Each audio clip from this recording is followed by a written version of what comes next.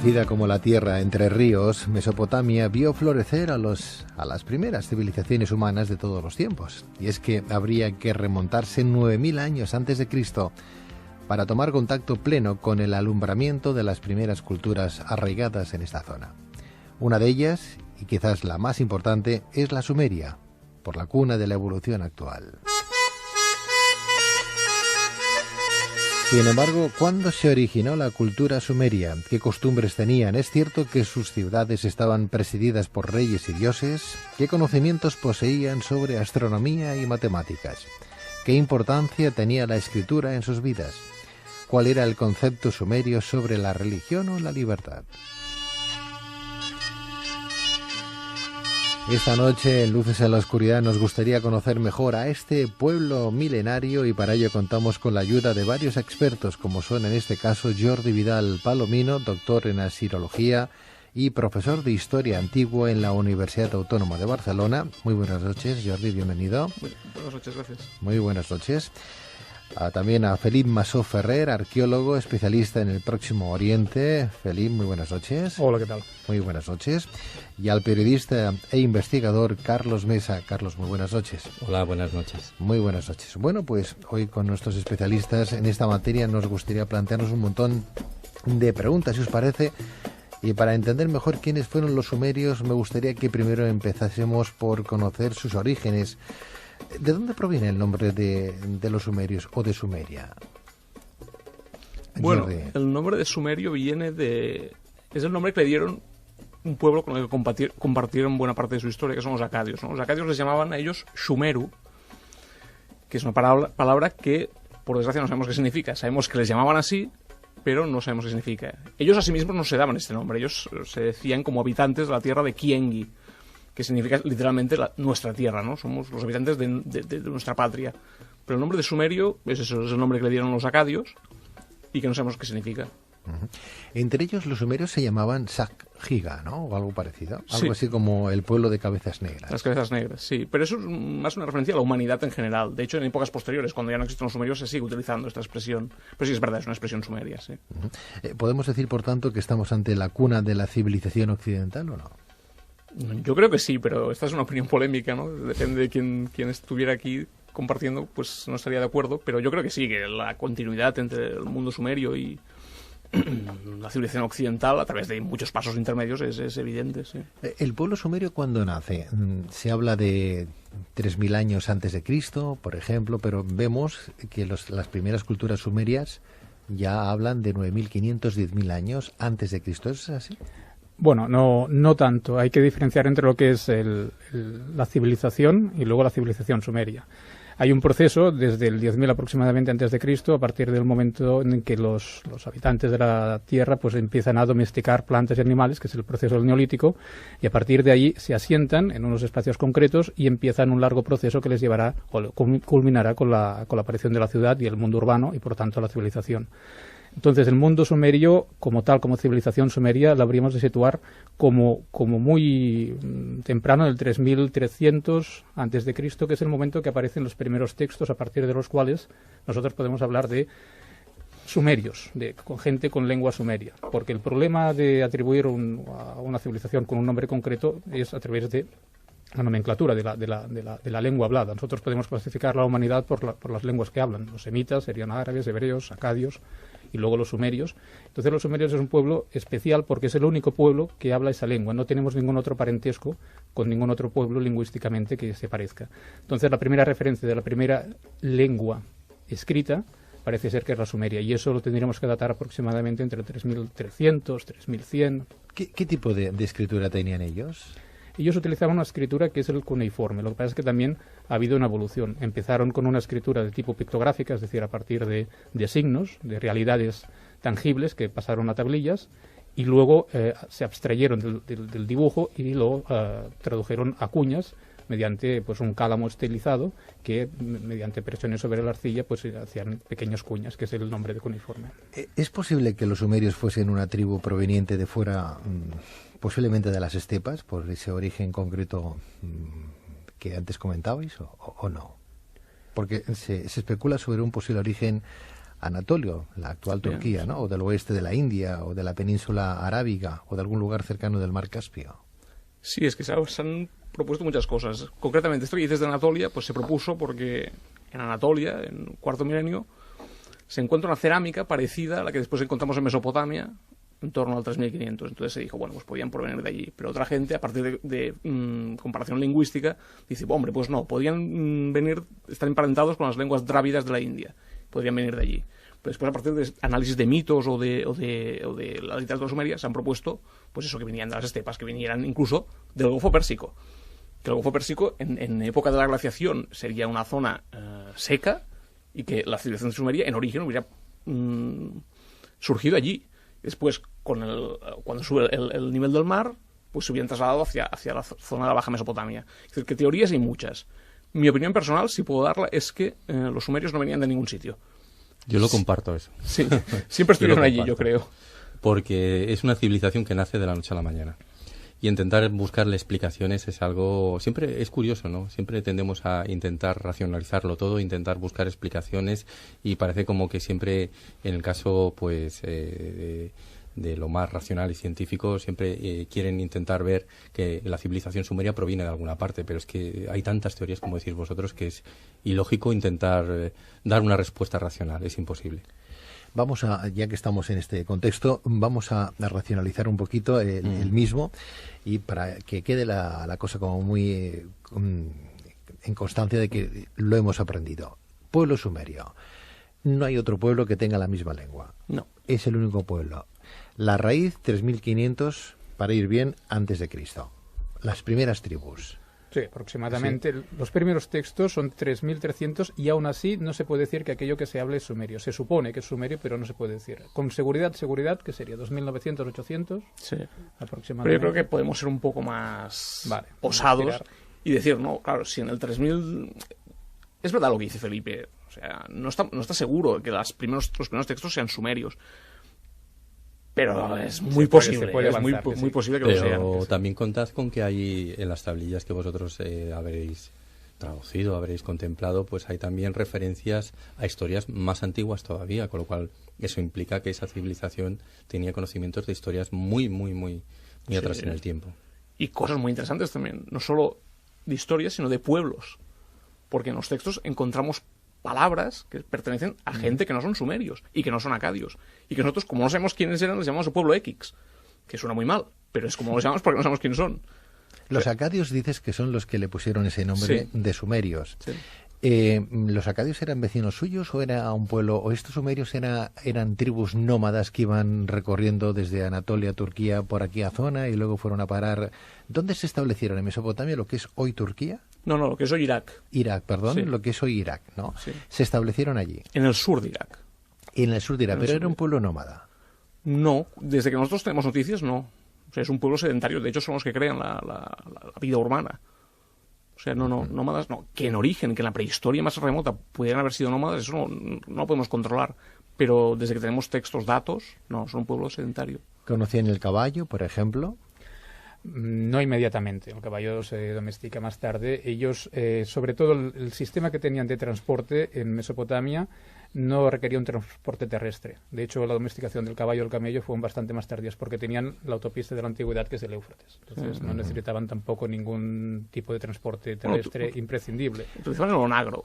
El onagro salvaje, sí. Porque los carros de guerra sumerios están tirados por onagros, que es el asno salvaje.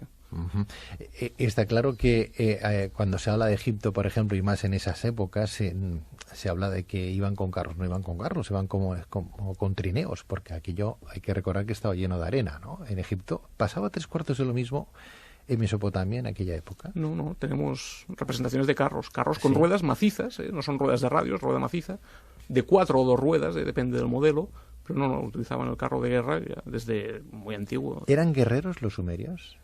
Lo tendrían que haber sido, sí. De hecho, uno de los primeros textos, primeras narraciones que tenemos, narra los enfrentamientos entre ellos mismos por controles territoriales, de fronteras territoriales. Por ejemplo, entre Uma y Lagash, por ejemplo, es una batalla que dura 2 siglos y que, bueno, claro, evidentemente eran guerreros, no como los asirios, digamos, que lo eran ya para crear un gran imperio, sino más que nada por una defensa natural de su territorio entre ellos mismos. Los primeros, entre comillas, y permitirme la expresión, los primeros musulmanes de la época y de la zona, ¿Musulmanes? No. permitirme la expresión, iban refiriéndose a ataviados de la raza, misma ¿no? manera, a raza. Vale. No, claro, no podían ser porque No, por eso no entendía el concepto. Estamos hablando de, claro, imagínate, ¿no? Pero no sé si me entendéis la forma. Yo lo que quiero es ilustrar un poquito el tema. A ver... ¿Iban vestidos como los que ahora viven No. en esas zonas, no?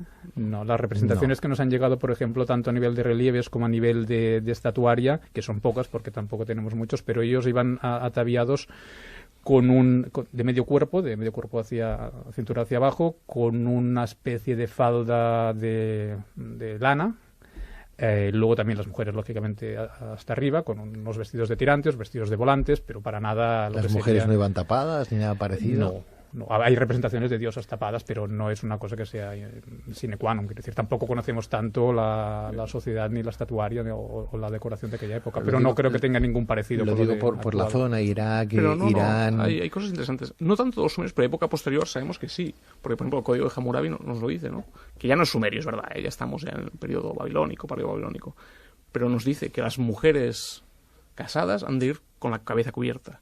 Las prostitutas son las únicas que pueden ir, que han de ir, de hecho, obligadas con la cabeza descubierta.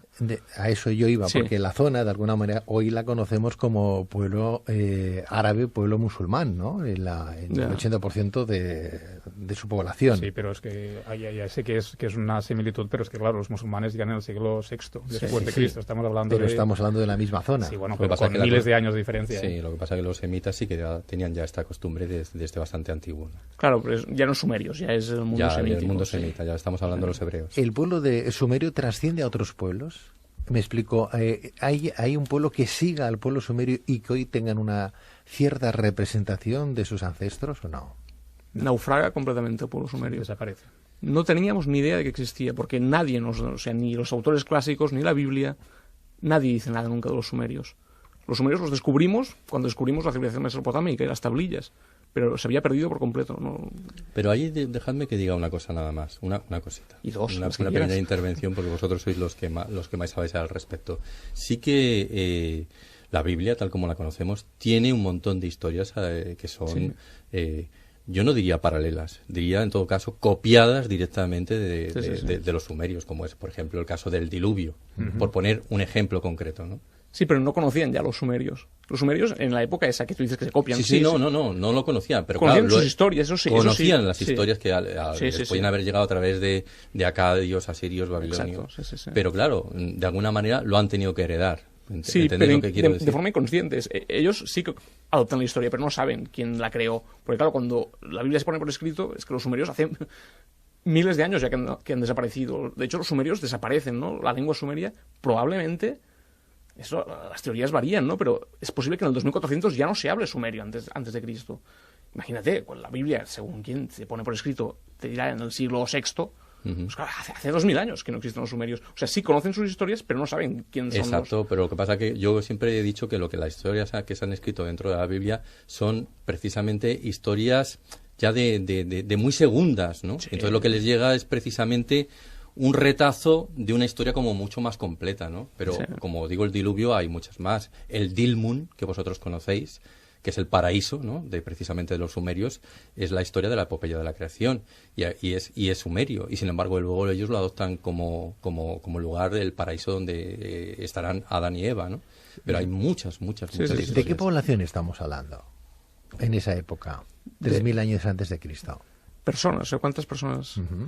Uf. Es muy complicado siempre. Mira, yo acabo de venir por poner un caso, de estar con un grupo en Ampurias y me han hecho la misma pregunta, en Ampurias. Y ya es difícil contestar en Ampurias cuánta gente vivía.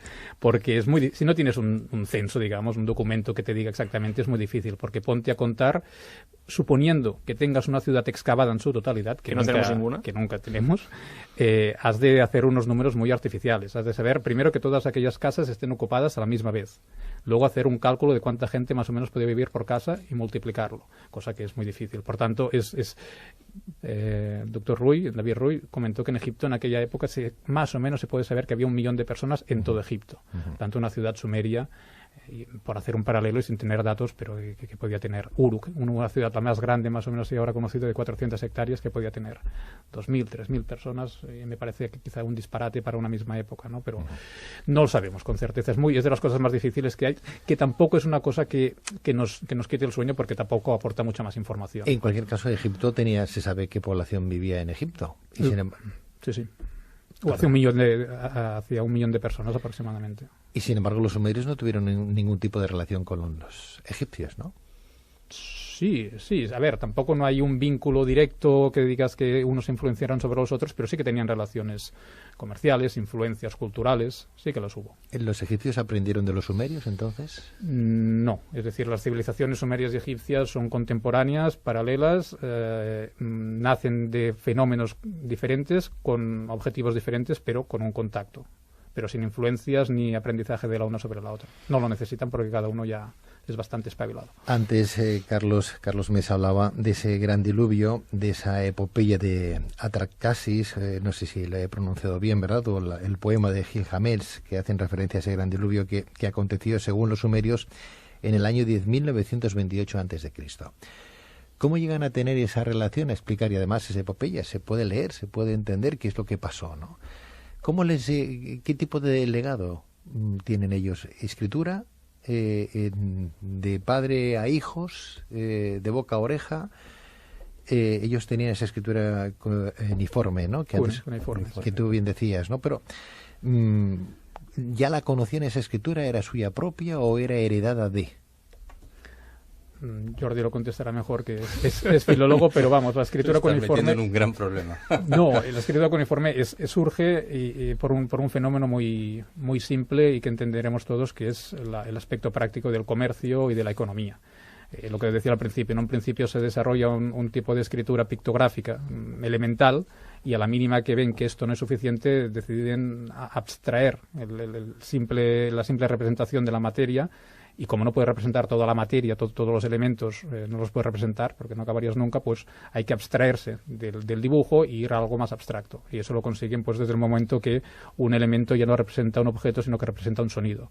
Y a partir de ahí, la manera que ellos tienen de gráficamente representar aquella cabeza de buey que antes dibujaban, pues ahora lo hacen con un sistema más esquemático, primero representándola con el útil, que es un cálamo biselado y que hace una forma de cuña, y que luego, al perder ya cada vez más la semejanza con el dibujo, pues queda una abstracción, y esa abstracción es el sonido. Entonces, a partir del sonido pueden representar cualquier cosa. Un poco pasa lo mismo con la escritura de los egipcios, ¿no? Que también deriva al hierático, para simplificarlo. Bueno, pero no es por... El egipcio, por ejemplo, nace de forma muy diferente, y seguro que lo comentaron Miquel Carceller y David Ruy, que estuvieron aquí. Nace por una necesidad completamente diferente, que es una necesidad mágica. Entonces, la escritura nace desarrollada. No hay un proceso de desarrollo de dibujo a abstracción, nace desarrollada ya. Y el hierático simplemente es una evolución para ir más rápido, pero no como en el caso del sumerio, que es para necesidad, sino que es para ir más rápido. ¿Cómo llegan a leer entonces ellos esa epopeya de Gilgamesh? ¿Quién fue Gilgamesh?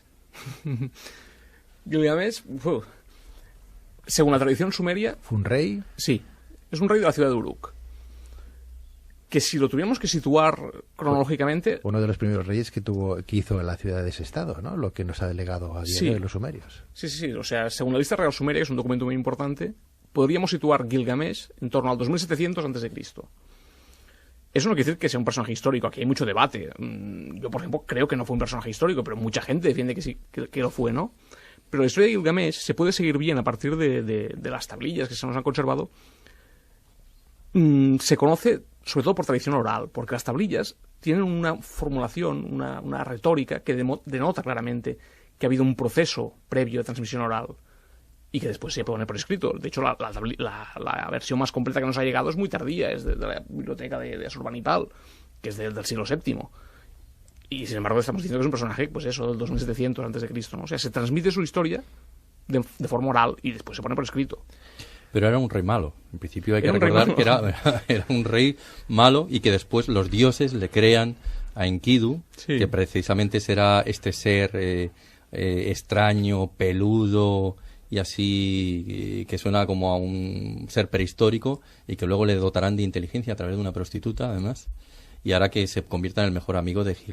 Gilgamesh, y a partir de ahí empieza la epopeya del propio Gilgamesh, ¿no? Más que rey malo, era un fanfarrón, era un Sí. chulo. Entonces, para bajarle los humos, en parte, se crea esta historia con Enkidu.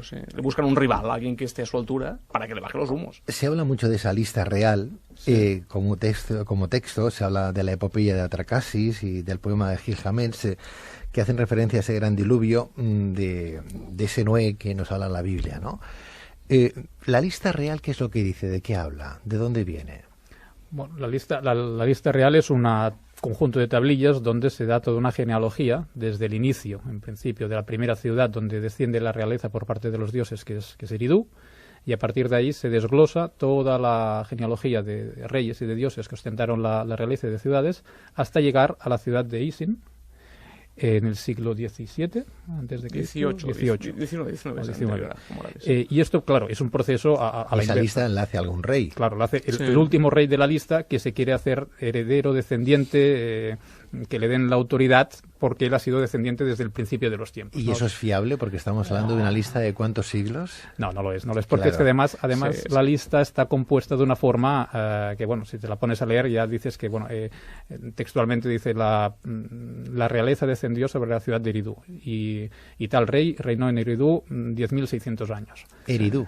En Eridu. Eridu, que estaba también en Mesopotamia ya. Sí. Es la ciudad más meridional de Mesopotamia. Ujú. O sea que este rey, ¿quién fue el que está al final de la lista que quiso hacer esa lista? Pues no lo recuerdo. No me recuerdo yo tampoco ahora. Pero estaríamos hablando Sumaba, no sé. de un rey que hizo una lista de ¿cuántos siglos atrás? Bueno, se la remontó desde el siglo XIX hasta, antes de Cristo, hasta el siglo, 3100, 3300 antes de Cristo. Lo que pasa es que, claro, no es...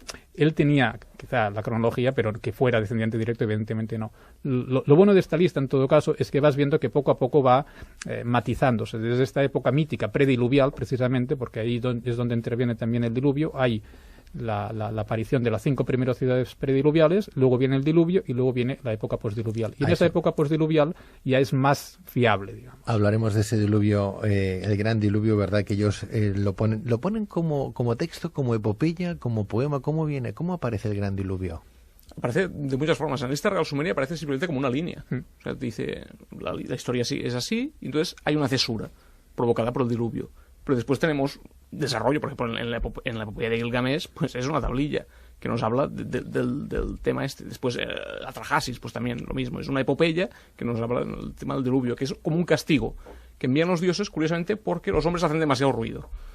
Molestan. Entonces, ¿qué manera tenemos de eliminarlos? Pues les enviamos el diluvio. Una epopeya es un cuento, Una leyenda, sí. una leyenda. Sí. ¿Fue una leyenda el diluvio universal, el gran diluvio en esa época? Yo una vez discutí con Felipe en una conferencia sobre si fue... Porque no se han encontrado evidencias de un diluvio, ¿no? Bueno, Felipe Bueno, puede decir que sí. algo hay. Bueno, yo no, yo decía bully. Sí. No, algo hay, efectivamente. Algo hay. A ver, lo que pasa es que hemos de matizar lo que se entiende por diluvio universal y ahí vamos a volver a discutir con Jordi, pero hemos de entender, universal no es todo el mundo mundial, es el simplemente mundo lo que ellos que conocían. en aquella época se conocía, que hemos de entender el sur de Mesopotamia y punto. Y además no sabemos de cuál es el origen de la leyenda en sí, porque esto puesto por escrito es una época, pero oral todavía es otra más antigua. Entonces, sí que hay evidencias arqueológicas en determinadas ciudades de fases de aparición de capas de arcilla limpia, que son los restos de un diluvio, de una gran inundación. Lo que ocurre es que para asegurar que hubo un diluvio universal que anegó toda la zona, tendríamos que encontrar esa misma capa en todas las ciudades de la misma época. Y eso es lo que no ocurre. Hay ciudades que tienen un gran depósito de aluvión, de 2, 3, 4 metros, que supone pues un gran diluvio, otras que lo tienen mucho más pequeñito, otras que no lo tienen, por tanto no se puede hablar en general de un gran diluvio, pero sí que se puede hablar de que los diluvios eran un fenómeno frecuente, que teniendo en cuenta cómo se construía en aquella época, que eran casas de barro, casas o en el sur de Mesopotamia, que eran marismas y que eran solo troncos de cañas de palmeras o poca cosa más, pues claro, cualquier pequeña elevación del agua les anegaba todo. Entonces, de ahí, y repitiendo una y otra vez con más o menos intensidad, puede surgir un O sea mito como que el gran diluvio de la Biblia no fue en todo el mundo, sino fue exactamente un diluvio importante en Mesopotamia. Es que yo de diluvio no me gusta nada. Inundación, una gran Inundación. inundación. Una inundación. Sí. Sí. Es que de hecho Muchas, un diluvio de hecho. implica agua que cae y ahí pues difícilmente sea los depósitos que hay aluviales no son de agua que ha caído, sino que es del río que se eleva. Por tanto, no es tanto un diluvio en el sentido de una lluvia torrencial, sino evidentemente de una inundación. En el mito de Gilgamesh, ese rey, ¿verdad?, que antes comentabais, datado en el siglo XXI y XX antes de Cristo, hace referencia a un personaje llamado Uta-Napisti, un individuo con claras similitudes con el Noé descrito en la Biblia. ¿Podemos considerar la posibilidad de que Noé en realidad fuera sumerio? ¿Cómo lo veis? Porque según un reciente reportaje de la BBC británica titulado El Arca de Noé, la verdadera historia, los judíos exiliados en Babilonia debieron escribir el mito de Noé en el siglo VI a.C., inspirados en las leyendas y mitos babilónicos, ¿no? Con lo cual, la pregunta está clara. ¿Ese Noé fue sumerio? La historia que se recoge en el libro de Génesis está basada en la historia de las historias que corrían por Babilonia, claro. Pero no quiere decir que Noé fuera sumerio. Quiere decir que cuando se crea el personaje de Noé, se utiliza una historia de origen sumerio. Noé no existió, si me permitís la expresión. No, totalmente de acuerdo. Sí, Entonces lo que se hace es se crea la historia a partir de tomar un tema mesopotámico. Y es verdad, estoy de acuerdo con lo que dice. No lo dice la BBC, esto se dice desde siempre, ¿no? Con el exilio de los judíos a Babilonia, claro, ellos empiezan a conocer todas esas historias. De hecho, el nacimiento de Moisés es calcado al nacimiento de Sargón, porque conocen las historias y las aplican cuando ellos ponen por escrito la Biblia. Es curioso porque de esa zona aparece no solamente cuando hablamos de la Biblia, hay doctores que nos hablan y nos dicen que los 5 libros fueron de alguna manera una copia, la propia Biblia, el Antiguo Testamento, una copia de antiguos textos egipcios, ¿verdad? Atlántida 1, Atlántida 2, Setne 1, etcétera. Tratados egipcios de hacía 3.000 años, incluso antes del nacimiento de Cristo. Estaríamos hablando de la misma zona.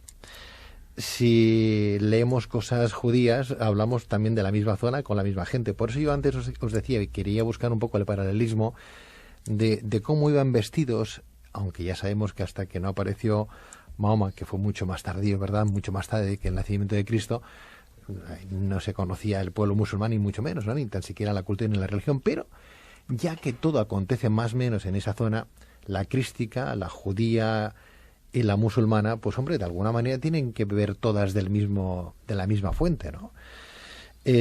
Con lo cual, uno lee algún texto judío y aparece de la zona. Parece que vengan del pueblo sumerio. Uno lee cosas escritas de los egipcios y vienen también de los pueblos sumerios o de esa relación egipcia. Habla o lee cosas de Jesús y parece que son textos copiados o calcados de la tríada egipcia, que también podía hablar de ese diluvio sumerio en el diluvio universal que aparece en la Biblia, con lo cual estamos sin movernos de la misma zona, más o menos, y hay al menos 3 religiones que comulgan con esos ancestros. Incluso, a eso me refería yo anteriormente. Incluso la historia de Adán y Eva también es sumeria. De hecho, hay una palabra, ahora no recuerdo cuáles fueron los equivalentes sumerios, pero hay una palabra que luego fue adoptada precisamente, mal traducida, digo yo, mal traducida precisamente por los hebreos, que es ti, que significa costilla, como vosotros sabéis, ¿no?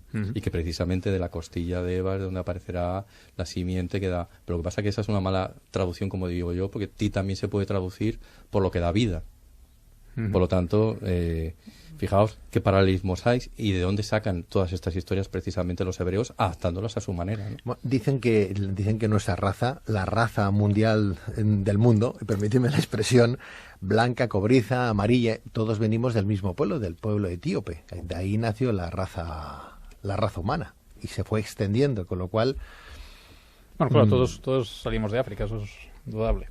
Eso es así. No, lo que me quería comentar es que sí que es verdad que cuando tú te mueves por la zona de Oriente, cuando te mueves me refiero a que estudias la zona, Oriente, Egipto, todo tiene un aire muy familiar. Lo que ocurre también es que hay que saber organizar un poco las cosas, ordenarlas por cronologías, por zonas, por épocas, saber qué es lo que influencia qué y sobre qué está influenciado. Lógicamente, el pueblo judío es de los más tardíos de estos que estamos hablando, por tanto, beben de todas las fuentes. Pero hay que saber, bueno, pues por eso que los sumerios, los egipcios están en el cuarto milenio, en un sitio y en el otro, que se conocen, más o menos se intercambian, pero evolucionan por su camino. Los egipcios, de hecho, no salen de Egipto de una forma contundente hasta la dinastía 18, cuando crean su primer imperio. Sí que antes tienen relación con el Levante, con Biblos, con la zona de la costa libanesa y indirectamente también con el mundo sumerio, pero su máxima expansión es a partir de la dinastía 18 hacia adelante. A mí lo que me choca, Felipe, que está muy claro que lo que estáis apuntando, ¿no? Pero que, por ejemplo, en textos antiguos, como la propia religión católica nos apunta, la propia Biblia, ¿verdad? Relatos como este, que el diluvio universal es un texto sumerio, pero eso lo explicas a según qué gente y te tachan por loco o que no estás informado, ¿no? Porque cuando te mezclas con temas religiosos y según con quién hablas, pues has de ir con cuidado. Yo he hecho muchos cursos sobre historia, sobre el origen de la Biblia, por ejemplo, y lo primero que hago cuando empiezo la primera clase es decir, una cosa es la historia, la otra cosa es la fe. Claro. Y yo no me voy a meter con lo que creáis y con lo que no creáis. Entonces yo a partir de aquí os explico cómo surge la Biblia y sobre qué se basa. Pero, claro, si te metes con según qué gente que no es abierta, pues entonces ya, claro, te tacha de lo que quiera.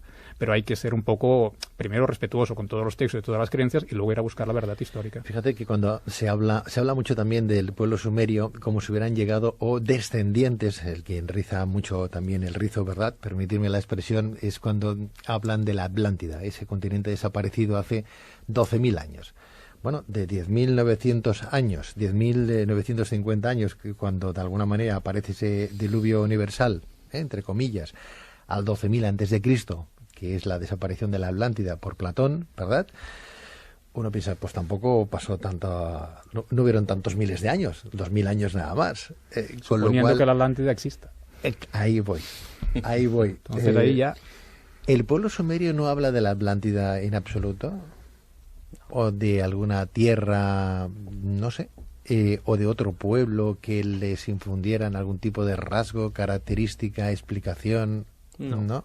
También es verdad que el pueblo sumerio, o sea, en su literatura no nos informa sobre sus orígenes nunca, no nos dice nada sobre el tema, pero no hay referencia a Atlántida ni nada. No se preocupaban tampoco demasiado de temas así filosóficos ni históricos. No. Parece que todo lo daban siempre por hecho, ¿no? O sea, ¿históricos? Los dioses los habían puesto ahí y a partir de ahí ellos ya estaban contentos y todo se debía simplemente a los dioses. Hombre, si les llega un diluvio de hacía, pues estamos hablando de un pueblo de 3.000 años, y en esa epopeya o bien en ese poema también les habla de ese gran diluvio de 10.928 antes de Cristo, o sea que les está hablando de 7.000 años antes sin tener escritura.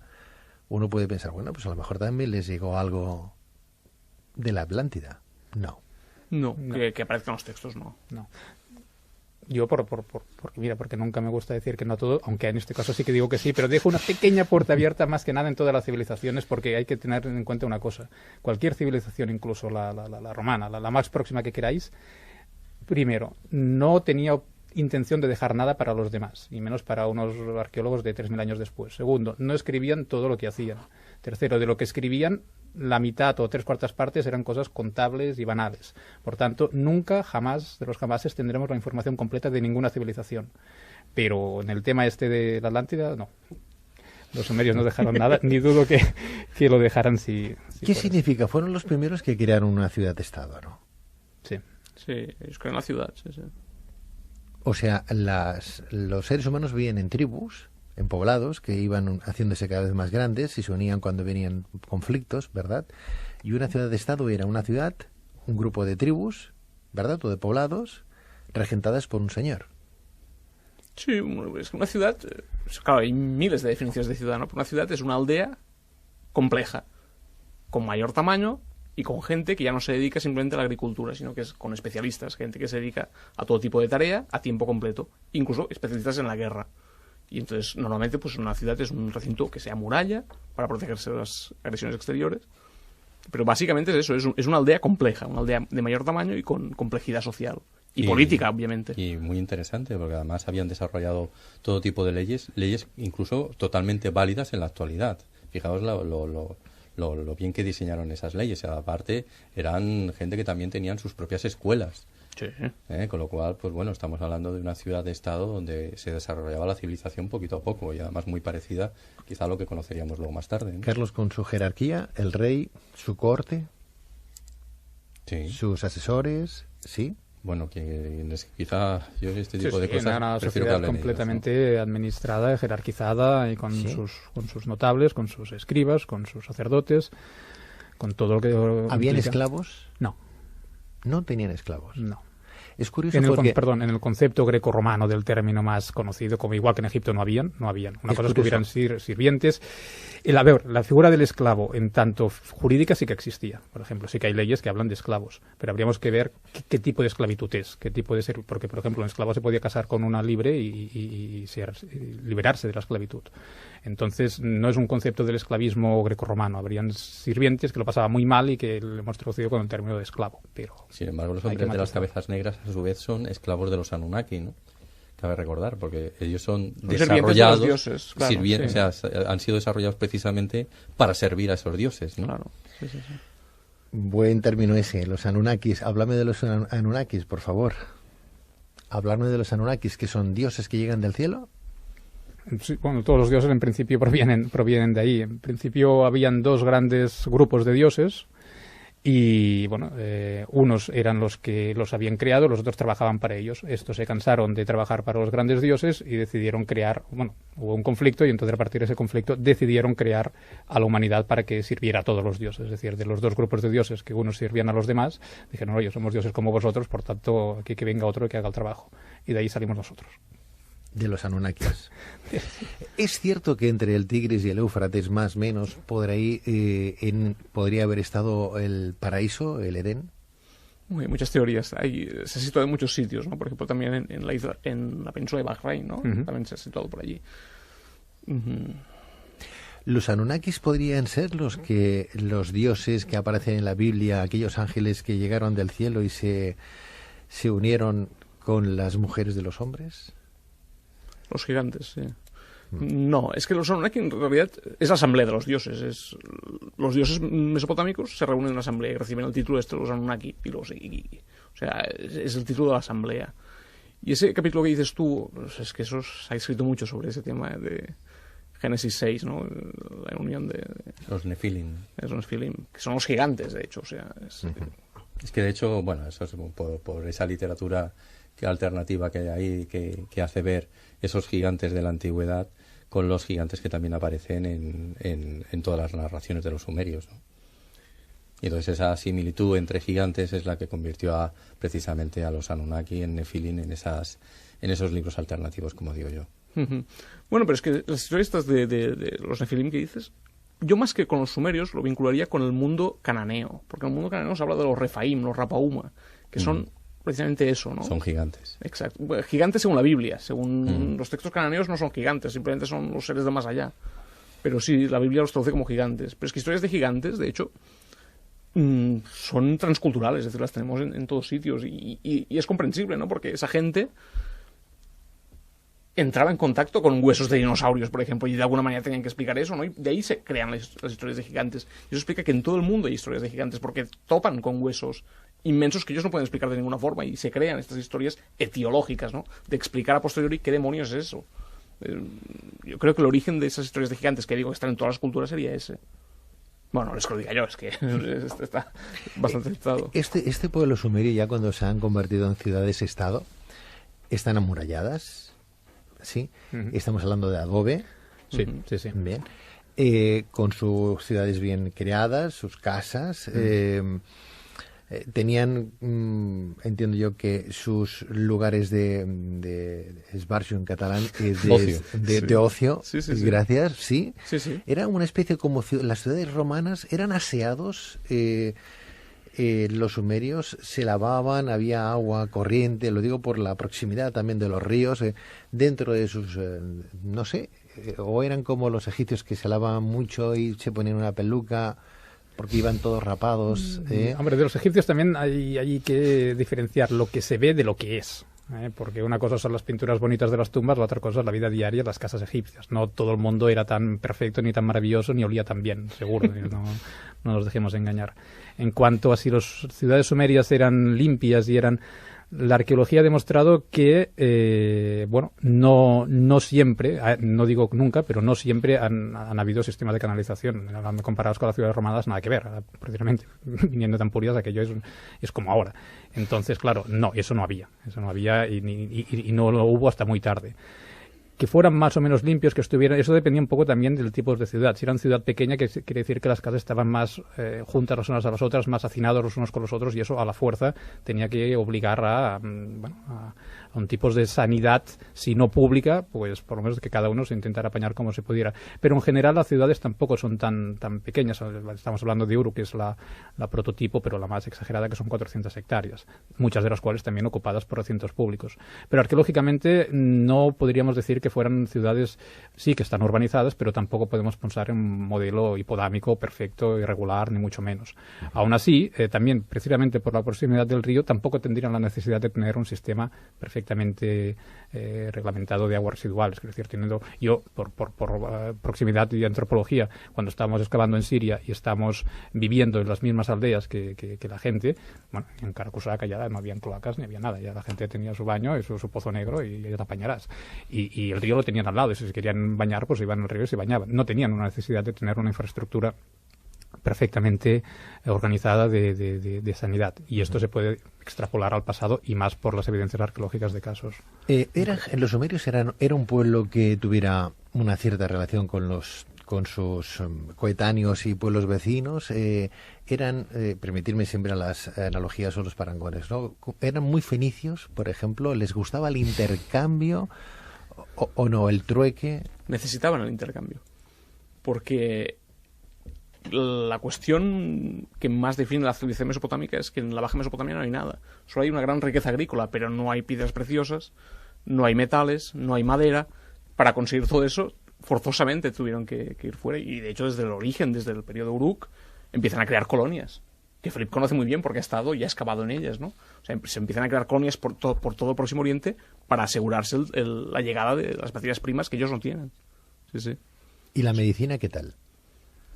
Poca. Por lo que sabemos, poca. Ahí sí que los egipcios podemos decir que los podían, digamos, superar Pero hacían filtros, conocían bastantes. Yo he leído algunas tablillas traducidas por Kramer y he visto que hay bastante documentación respecto a cómo conocían las plantas, cómo utilizaban las plantas, los filtros que hacían con ellas. O sea, que pero, por ejemplo, los egipcios, también tampoco podemos exagerar, los egipcios conocimientos anatómicos tenían los justos, pensaban que el cerebro no servía para nada, quiero decir que partiendo de eso ya todo lo demás poco, ¿no? Pero sí que tenemos muchas representaciones de instrumental quirúrgico egipcio, por tanto sí que tenían un conocimiento, del mundo natural, de la medicina natural, por supuesto, que todos más o menos de lo que tenían a su alrededor podían conocer sus aplicaciones. Lo que pasa es que en Mesopotamia funcionaba mucho más, y eso lo conoce Jordi bien, el tema de la magia, de los exorcismos, de la adivinación, y no era tanto una medicina como la entendemos hoy en día de causa-efecto, sino que era mediante y sobre todo la intervención divina y el ritualismo. Era más chamánica. Sí, se puede decir que sí. Porque ¿cuántos dioses tenían los sumerios? Hay listas de más de 3.000 dioses. Lo que también es verdad. ¿En la misma época? En la misma época. Lo que es verdad es que se va sufriendo un proceso de sincretismo y se van reduciendo, ¿no? Pero las listas más antiguas de dioses nos hablan de más de 3.000 dioses. Pero hay unos 50 principales. Siempre. Sí, no, claro. Como el programa. Como el programa. ¿Había alguna tríada de dioses? Sí. Había la tríada, de hecho, yo digo 3.000 dioses, pero no todos tenían la misma importancia, ni mucho menos. Había la tríada divina más importante, que era formada por Anum o An, Enlil y Enki, que eran los tres dioses principales del panteón sumerio, sí. An, El y Enki. An, Enlil y Enki. Enlil y Enki. Era la tríada como la que conocemos nosotros en la Biblia, por ejemplo, la que conocemos en Egipto. Isis, Horus. Bueno, de hecho, uno de ellos es el que salva al Noé sumerio. Sí, y otro es el que decreta el diluvio. O sea, Enlil es el que decreta el diluvio y Enki es el que lo salva, sí. Pero esto de Egipto, mejor que lo conteste Félix, que es más experto que yo. No, bueno, no, en Egipto. A ver, lo que decíamos, lo de las tríadas, sí, es una cosa. También podemos hablar de la tríada capitolina, pero el concepto de tríada es más que nada porque es el organigrama familiar. Pero en este caso los tres no son marido, mujer y hijo. Exacto, no. Son tres hombres, Son dioses masculinos. masculinos. Sí. No es una tríada familiar. ¿Tenía importancia la mujer allí o no? ¿Eran sociedades matriarcales? No, Para nada. no. Y en cuanto a la importancia, a juzgar por las leyes, que también nos hemos de basar en eso, pues mucha, no. Pero aquí hay discusión sobre si... Está clarísimo que en el mundo semítico no tenían ninguna, al contrario, o sea, el desprecio, bueno, no sé si desprecio es la palabra, pero no había un papel claramente secundario. Pero hay autores que defienden que en el mundo sumerio es distinto, que en el mundo sumerio sí que había una mayor preponderancia de la mujer. Problema, esta teoría no me la creo porque se basa en cosas tan peregrinas como en el hecho de que para los sumerios la diosa del infierno era femenina. Inanna. Ereshkigal. Inanna también. Y en cambio llegan los semitas y ponen una diosa masculina. Un dios masculino para el infierno. Pero claro, esto no es un argumento. Quiero decir, yo creo que los sumerios en el fondo eran... A mí me choca siempre que, por mucho que se diga, ¿no? Pues empiezas a leer estos textos sumerios, estas tablillas, y hay una diosa del amor a la que se ha hecho referencia, que es Inanna, ¿no? Uh-huh. Y siempre siempre tiene devaneos con todo el mundo, ¿no? Sí. O sea, cuando no se está pareando con uno, se está pareando con otro, con el padre, con el hijo, con el abuelo. Es diosa del amor y además le gustan también. todos, porque con Gilgamesh también tiene aventuras y va perviviendo a lo largo de los siglos. Y ellos encantados de hablar de este tipo de historias. Y es la diosa patrona de las prostitutas, sí. Es una diosa, pues eso, del amor sexual. O sea, no del amor platónico, romántico, no. Por lo tanto, había una libertad en ese sentido. Cosa que no te encuentras a lo mejor en otras culturas. Una libertad, ostras. Claro, ahí... ¿El hombre podía tener varias mujeres? Normalmente no. El rey sí, el rey podía tener varias mujeres y tenía el harén. Y de hecho en el palacio existía la casa de las mujeres, que es donde tenía el harén. Y el rey de Mari tenía más de 240 mujeres, ¿no? En su harén. Qué aburrido que estaba. Estaba muy aburrido el hombre. Y cansado. Normalmente lo que hacía era, cuando conquistaba una ciudad, lo que hacía era quedarse con el harén del rey al que derrotaba, ¿no? Y así iba agrandando su harén porque era un elemento de prestigio. ¿Pero había estrato social o no? Sí. Eran claramente jerarquizadas las ciudades. ¿Sí? Sí. ¿Y dentro de ese estrato social no había gente con dinero, por ejemplo, para tener más de una mujer? Sí, lo que pasa es que no sé hasta qué punto dependía del dinero o no el dinero. Es decir, no sé si era una cualidad exclusiva del rey de poder tener más mujeres o si toda la sociedad lo podía tener o no. De manera que eso no sé si... Claro, tenemos... O sea, esposa tenían una, lo que pasa es que podían tener concubinas. Por ejemplo, si la esposa no podía tener hijos, porque siempre era culpa de la mujer, nunca era culpa del hombre, que no se podían tener hijos, entonces estaba facultado para tener concubinas. Incluso la misma mujer se las aportaba. Decía, toma, ya que no te puedo dar yo hijos. Y si era culpa del hombre, pues claro, como con la concubina tampoco funcionaba, pues más mujeres. O sea, sí que podían ir acumulando, pero lo normal era esposa legítima una. Patricios, plebeyos, utilizando términos romanos, ¿existían? Sí. Sí, la sociedad. Habían clases medias, una clase bien estratificada. Sí. ¿Intocables serían los esclavos? ¿Intocables en qué sentido? ¿Que no podían subir de escalón? Por ejemplo, no, el sí esclavo, que podían, sí. La persona que había sido sometida, hecha esclava, por ejemplo. Para comentar, por ejemplo, esto del esclavismo, una de las veces con más frecuencia se caía en el esclavismo era por deudas. Sí. Entonces tú podías contraer deudas, podías tener deudas, si no las podías pagar, te bajabas al estado de esclavitud, servías durante un tiempo a la persona que le debías la deuda, tú o tus hijos, normalmente los hijos, el último que bajabas eras tú, y cuando pagabas la deuda volvías al estado de libertad. La única excepción a esto eran los prisioneros de guerra. Excepto esto. Estos sí que era una categoría ya, yo diría casi equiparable al esclavo romano, pero tampoco no era un fenómeno muy extendido. ¿Cómo acababan? ¿Acababan luchando como los gladiadores entre ellos o no? ¿Habían patios romanos? ¿Habían coliseums? No. ¿Días festivos al año? Sí, eso sí. ¿Sí? Sí. No, y espectáculos, claro, como colisión no, pero la caza del león por parte del rey asirio era un espectáculo público y bien reglado. Y lo vemos muy bien a través de los reyes asirios, ¿no? Que tenía todas unas pautas, ¿no? Pero claro, no es equiparable a... ¿Y el concepto del salario cómo lo tenían estipulado? Antes hemos dicho que, bueno, hasta muy poco, que yo sepa desde mi punto de vista, siempre pensábamos que las pirámides las habían construido los esclavos, ¿verdad? Al menos nos lo habían vendido así cuando éramos muy pequeñitos. Luego, poco a poco, se ha ido descubriendo de que no habían esclavos y que además estaban pagados, esos, entre comillas, esclavos. Aquí pasaba lo mismo con el pueblo sumerio. ¿Cobraban un dinero, por ejemplo? Sí, teniendo raciones, en cuenta, exacto, que el concepto de dinero monetario no, pero con raciones de comida, en raciones de grano, pues eso sí. Y es curioso, bueno, curioso, ¿no? Es real que, por ejemplo, uno de los objetos que encontramos más frecuentemente en las excavaciones de la primera época, de la época Uruk, de esta primera época formativa de los sumerios, es un cuenco hecho a mano, modelado sobre una base, sobre un molde en arcilla en el suelo, que servía como modelo de ración, o se cree que servía como modelo de ración. Y luego es el que quedó plasmado en los primeros pictogramas sumerios que indica el comer. Un bol de barro, sí, más o menos regular porque el molde era igual, hecho a mano, y eso es lo que indicaba la ración. Entonces está claro que el concepto de ración existía. ¿Moneda no tenían? No, claro. No, se repartían raciones de grano mensual, después raciones de aceite de sésamo, y después raciones de tejido, de lana. Y lo que es interesante notar es que, por ejemplo, por el mismo trabajo, un hombre podía llegar a cobrar 3 veces más que una mujer. ¿Cómo estaba? ¿Cómo equilibraban lo que percibían y lo que entregaban? Por ejemplo, una gallina, por decir, eran 3 bols de arroz. ¿Cómo la comparativa esa, cómo la utilizaban? ¿Cómo hacían el trueque? Bueno, hay textos de valores de precios, de comparativas de precios, que tampoco no todo el mundo sumerio funcionaba como un uno.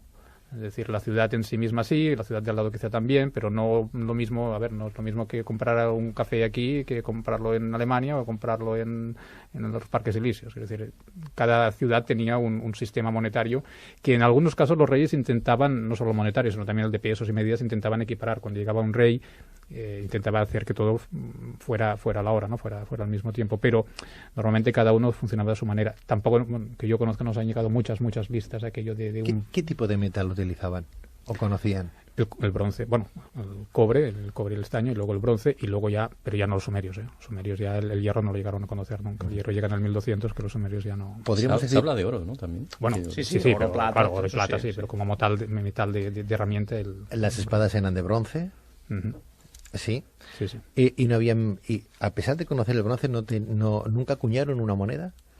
No, el concepto de moneda como moneda acuñada no es hasta el siglo VII, más o menos antes de Cristo, en la zona de Lidia, en la actual Turquía. O sea que podríamos dividir que ese pueblo sumerio del 4000 antes de Cristo hasta el 1800 sería la cuna perfecta del pueblo sumerio, donde se establecen las ciudades-estados, donde es la cuna real del pueblo sumerio, desde el 4000 al 1800. Yo 4000 lo acepto, o sea, 4000 porque es el origen del periodo Uruk, pero el final es antes.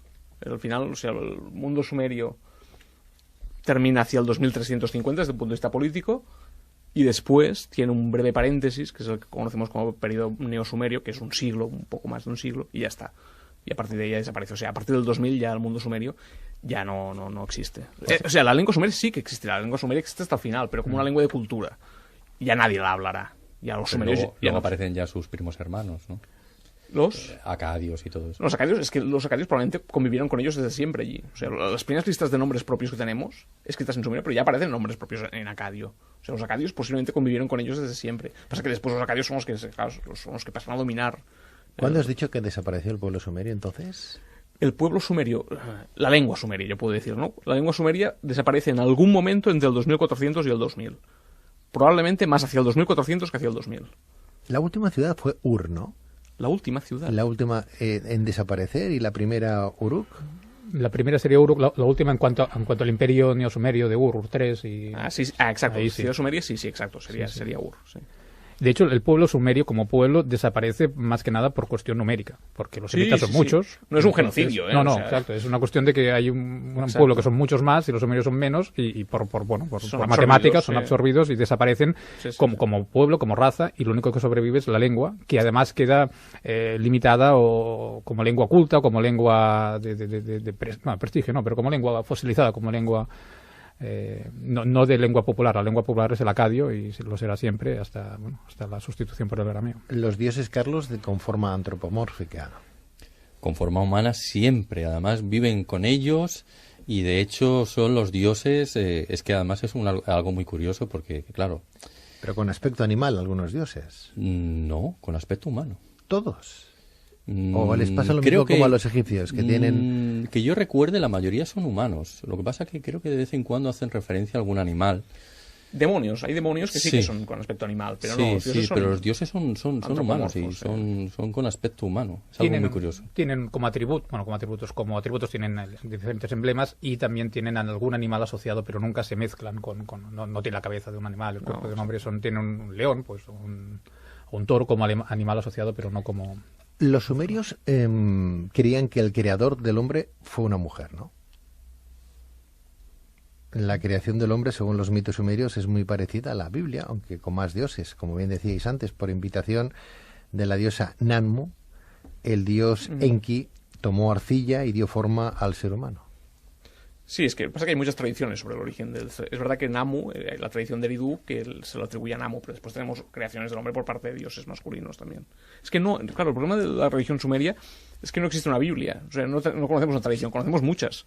Entonces, o sea que cada maestro tendría su libro. Cada ciudad tenía su panteón y tenía su tradición, sí. Igual que en Egipto. En Egipto no hay solo una versión de la creación, hay varias. Hay la cosmogonía heliopolitana, hermopolitana, menfita, y cada uno lo dice un poco a su manera. Hay un texto, ahora no recuerdo cuál es el nombre, Enuma Elish. Enuma Elish, sí. que es quizá donde aparece precisamente la creación y lo que se le da quizá cierta importancia más relevante. Es mucho más tardío. Enuma Elish se pone por escrito definitivamente hacia el 1200 seguramente, y está en acadio. Este ya no es sumerio, ya los sumerios aquí ya no existen, pero es el poema babilónico de la creación, es el canónico, diríamos. Pero ya es una tradición puramente babilónica, ya no, el mundo sumerio ahí ya no juega ningún papel. ¿Qué nos han legado los sumerios a día de hoy? Por ejemplo, matemáticas, astrología, juego de ajedrez, eso ya sabemos que viene de los árabes, de los musulmanes, ¿no? Pero, ¿qué nos han dejado? Los signos del zodíaco, por ejemplo, los 12 signos que conocemos vienen del pueblo sumerio, ¿no? Sí, hay muchas cosas que son originales sumerias, aunque también hay otras que las conocemos del mundo mesopotámico en general y no sabemos hasta qué punto pueden retroceder hasta sumerios. Pero por citar algún ejemplo, es que además son cosas que no es que las inventaran y se hayan quedado en el bol de los recuerdos, sino es que utilizamos hoy en día. Hemos hablado de la ciudad, bueno, pues la ciudad es un invento sumerio. Vivimos en Barcelona, que es una ciudad, pues el origen de la ciudad es sumerio. Miramos el reloj y son las 12:30. Bueno, pues el cómputo del tiempo, el sistema sexagesimal, del tiempo, de los grados, de los minutos, de los segundos, es sumerio. Y no es una cosa tan antigua. De hecho, coges un GPS y los grados, minutos y segundos es de tradición sexagesimal sumeria. Coges esto ya más por tradición babilónica, pero también lo podemos remontar, teoremas de Pitágoras. Teoremas de Pitágoras los tenemos en tablillas babilónicas, pero por el sistema que tenían los sumerios de parcelar los campos en triángulos, en cuadrados, habían de conocer los teoremas más esenciales que luego los griegos se han apropiado como suyos, ¿no? Pero hay muchos inventos, la rueda mismo, por no ir más lejos, que son sumerios y que además lo bueno de eso es que los utilizamos hoy en día, que es para mí lo genial, por no decir la escritura, para no meterme en líos con los egiptólogos. Pero, hay que decir la escritura pero es por no meterme, sí, la escritura como cosa básica. Por otro lado, y hago un inciso, la escritura nos puede parecer una cosa, la sumeria, muy lejana, pero en último estadio, el alfabeto que utilizamos hoy en día, si hoy un día utilizamos alfabeto, es gracias al primer alfabeto de la historia, que es Dugarit, en Siria, hacia el 1400 a.C., pero que estirando el hilo nos llevaría hasta la escritura sumeria. Por tanto, vale, el cuneiforme no lo hacemos servir, pero el alfabeto sí. Por consiguiente, si pudiéramos hacer una en ítems describir lo que hoy conocemos del pueblo sumerio, ¿qué diríais? ¿Qué os atreveríais a decir de forma muy escueta y muy concreta que hoy podemos decir? Bueno, pues vamos a conocer al pueblo sumerio y en base a estos ítems rápidos. Por ejemplo, ¿matemáticas? En matemáticas, pues cálculo hasta ecuaciones de segundo grado. Geografía, geometría...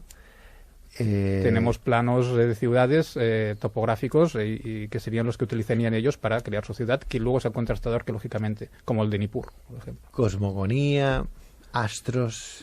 Bueno, todo el universo observable que ellos documentaron y que nosotros podemos contrastar con los nombres actuales. Venus, por ejemplo, tenemos listas inmensas de las posiciones de Venus.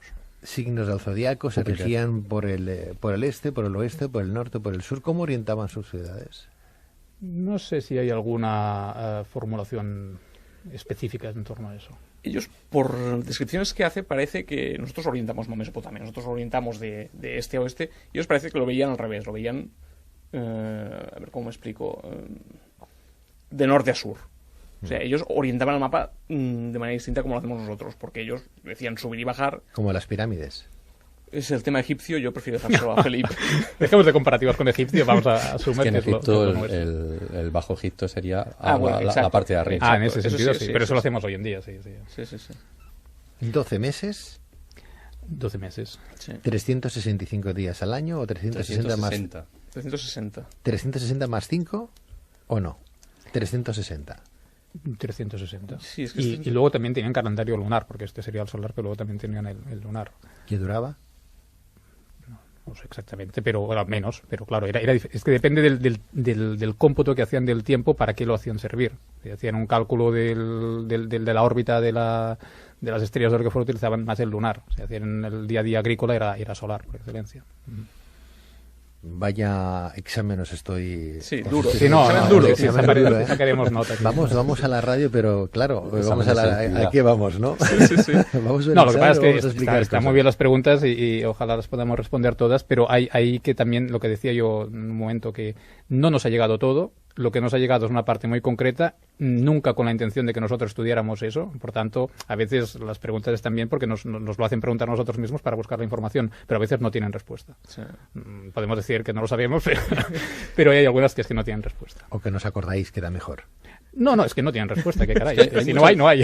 No. Claro, hay que ir a la base siempre, ¿no? Lo que se basan sobre todo en lo que encuentran y en la documentación, que en este caso son tablillas. Y muchas de esas tablillas es que están prácticamente destrozadas y es muy difícil a veces traducir eso. No, y sobre todo, las preguntas que nos hacemos nosotros no son para nada las que se podían formular ellos o el interés que podían tener ellos. Y eso también, volvemos a Egipto, se parece mucho a Egipto. Nosotros pensamos que Egipto, o mucha gente se piensa que Egipto es exactamente igual que nosotros, un poco más antiguos, pero que ya lo habían inventado todo.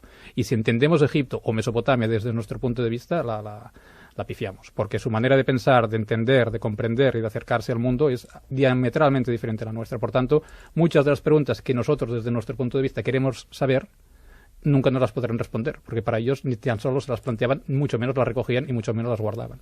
Entonces es muy complicado intentar acercarse a un pueblo desaparecido hace miles de años que nos queda tan poca cosa y tan seleccionada además. ¿Eran supersticiosos? Eso mucho. Con tantos Claro. dioses, imagino que sí. Sí, nosotros les podemos llamar así, pero queda más bonito decir que era gente que se regía por un discurso mítico, es decir, que la religión lo impregnaba todo. Y por tanto, como todo es religión, todo se explica en función de la religión. Si le llamamos a eso superstición, pues sí, lo eran muchísimo. Todo tenía una causa religiosa y todo había que explicarlo en función de la religión. Y todo se podía evitar o provocar en función de la religión, sí.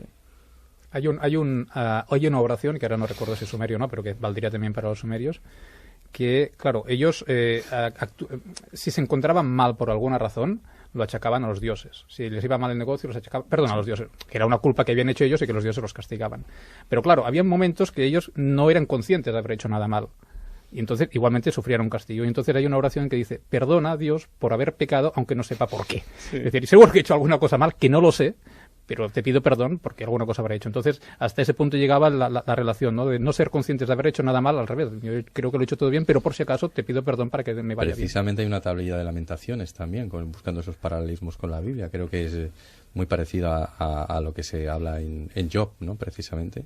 Sí, Ellos se sí. lamentan, hay uno que se lamenta de todos los males que tiene, le dice a los dioses, le va comentando, y oye, ¿por qué me has hecho esto? ¿Qué te he hecho yo? Exacto. Etcétera, etcétera. Es que ellos consideraban que ellos tenían una especie de ángel de la guarda, que es lo que conocemos como Dios personal, ¿no? Entonces, si algo me pasaba malo, si me iba mal el negocio, si se moría un hijo mío, algo así, era porque el Dios que me debía proteger me había abandonado. Y es lo que dice Felipe. Hombre, pero es que no sé por qué me ha abandonado. ¿Qué ha pasado aquí, no? Entonces había que hacer fórmulas genéricas de lamentación, de eso de pedir perdón, aunque no sepas por qué. Porque claro, ostras, pues si he hecho todo lo que se me pide, pero me siguen pasando desgracias. Pues por lo que sea. Porque te he mirado mal, perdóname. ¿El peor castigo que podía tener un sumerio cuál era? ¿El ir al inframundo, por ejemplo? No. El que Al le contrario, cortaran- el no ir al inframundo. Eso era lo peor. El no ir. El no ir. O sea, que no te enterraran, por ejemplo. Que no te enterraran. Que no te enterraran porque entonces te estaban condenando a vagar toda la eternidad por la tierra como un alma en pena sin acceso al más allá, que el más allá tampoco era la panacea, el mundo sumerio. Era un más allá bastante triste y deprimente, ¿no? Pero bueno. ¿Cómo era el más allá sumerio? Un pozo oscuro y cenagoso. ¿Encontraban a sus seres queridos? Sí, porque todo el mundo iba allí, encontraban a sus seres queridos, pero era una existencia, ya digo, triste. Existencia. Dicen los textos que se alimentaban del polvo. Sí. Si a los vivos se acordaban de ellos, les podían suministrar un poco de líquido, de agua o alguna cosa, pero normalmente hay textos que describen que se vestían como con plumas, sí. Se arrastraban por el polvo, no comían, no bebían, era una cosa lamentable. ¿A los ladrones les cortaban alguna mano, un dedo? Bueno, eso dice el código de Hammurabi, que está todo eso muy regulado, la ley del talión. Pero ¿veis cómo poco a poco van saliendo cosas que hoy en la cultura musulmana vienen apareciendo? No. Y en la judía, claro, la ley del talión la encontramos en... ¿Se empalaba, por ejemplo, al homosexual? Vaya preguntita. Vaya preguntita. Pues sí. No, pues sí por la preguntita, no porque se empalaran.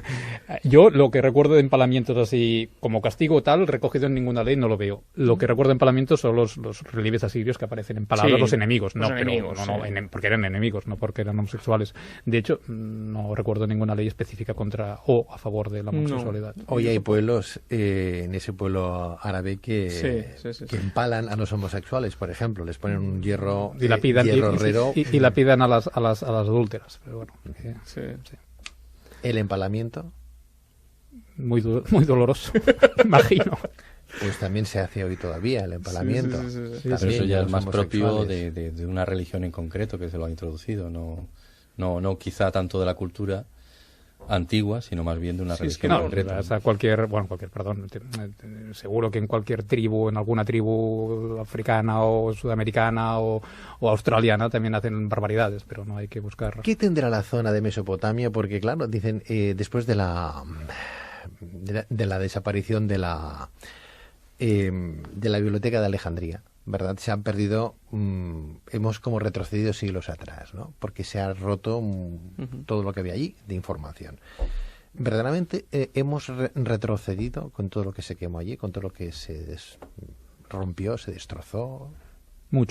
Muchísimo. A los reyes se les, ya para finalizar, ¿a los reyes se les quemaba o se les enterraba? Enterraba. La cremación es muy rara en Mesopotamia. Básicamente por una cuestión física, es que no hay combustible. O sea, hay muy poca madera. Sería antieconómico totalmente. Y sí. De hecho, no muchas, pero se ha conservado tumbas reales. ¿Qué os gustaría que quedara hoy claro del pueblo sumerio? Lo digo porque para decir, bueno, pues de verdad que ha valido la pena, porque hay mucha literatura.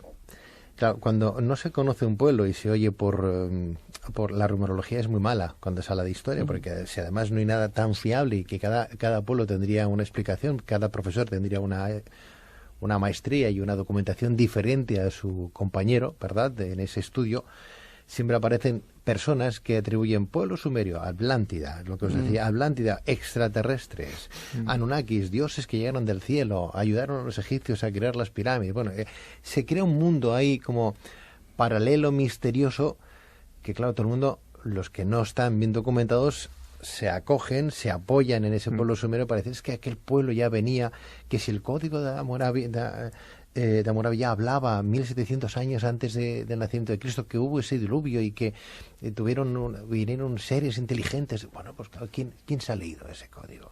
Pasa que siempre hay una verdad a medias en todo camino. Allí ellos lo saben perfectamente. El tema de esos dioses, que es de donde procede precisamente toda esa literatura, es algo como para tomárselo con cierta medida, ¿no? Porque yo creo que aunque suene ilógico, porque claro, suena ilógico o algo así, no decir que esos dioses eran reales, yo, vamos, si a mí me preguntaran, yo diría que esos dioses realmente existieron. Porque es que en cualquier momento, o sea, van a ellos y les van preguntando continuamente, oye, ¿qué hacemos con esto? ¿Y qué hacemos con aquello otro? Entonces, eso ya no es mitología, eso ya es ir directamente a preguntarle a alguien para que me dé respuesta sobre algo que me está sucediendo. Por lo tanto, ojo con eso. Yo no digo nada más. Bueno, está claro. A ver, si tú eres sumerio, tú crees en tus dioses. Pero para nosotros es mitología. Es decir, la diferencia es la cronología. Una persona que está imbuida en un mundo religioso lógicamente creen sus dioses. Para ellos es tan real como lo es para un cristiano el dios cristiano o Alá para un musulmán. 2000 años después, eso es mitología. Ya, pero es que vuelvo otra vez a insistir en ello. Les preguntan. Ellos, no nosotros. Ellos les preguntan, exacto. Claro. Entonces, claro, para ellos son reales. Claro, lo que digo, para ellos sí. Sí. ¿Algo que queráis que quede claro? Yo, si me dejas un minuto, insistir en lo que ha dicho Felipe. Me encantaría que la gente que nos oiga quede convencida de la importancia que ha tenido para la humanidad el pueblo sumerio, que es tanto, o en mi opinión muchísimo más, que la que han tenido los egipcios. Y no tenemos ni mucho menos la repercusión que tienen los egipcios, ¿no? El pueblo sumerio ha sido fundamental para incluso para nosotros, como decía Felipe, las ciudades, la escritura, todo eso tiene un origen sumerio. Y por eso, si esto que hemos hecho aquí hoy ha servido para que la gente tome conciencia de la importancia del pueblo sumerio, yo me voy contentísimo a casa. Sí, completamente de acuerdo. Sí, plantas alucinógenas, ¿las conocían? Ya que hablábamos de chamanismo también, esa magia ancestral. ¿Entraban en estados alterados de conciencia, que es un término que se utiliza mucho? Es probable que sí. ¿Habían plantas alucinógenas en la zona? Pues sinceramente no lo sé. ¿Era muy desierto todo? A lo mejor. Hombre, es desierto, pero... No, pero la zona de los ríos, claro. Seguro que había alguna otra cosa que alteraba la conciencia. Aparte del vino, si no el vino y la cerveza. ¿Tenían vino? ¿Tenían vino? Tenían. Sí. Y cerveza sobre todo. ¿Cerveza los egipcios y ellos también? También. De hecho, probablemente antes. Seguramente. ¿Sí? Seguramente. ¿Carlos? ¿Algo que quieras que quede claro? Sí, mira, quizá yo de toda esta historia siempre me he quedado con algo que me ha resultado simpático y que también se ha mencionado a lo largo de este diálogo, ¿no?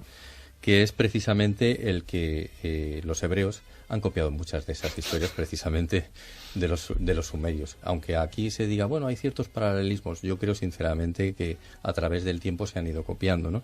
Y hay cosas como muy curiosas que a veces dices, quedan ahí en el aire, pero que se debería profundizar más. Yo, por ejemplo, recuerdo una tablilla sumeria, por decir un dato concreto, donde se habla precisamente de alguien que... una tablilla de Ciro, donde alguien le dice que su dios, no sé si Enki o Enlil, uno de estos, le ha proporcionado XXXX. Y resulta que luego vuelves a encontrar lo mismo en la Biblia, solo que aquí se llama Marduk y en la Biblia se llama Yahvé. Entonces es una cosa como que siempre me ha resultado muy curioso, ¿no?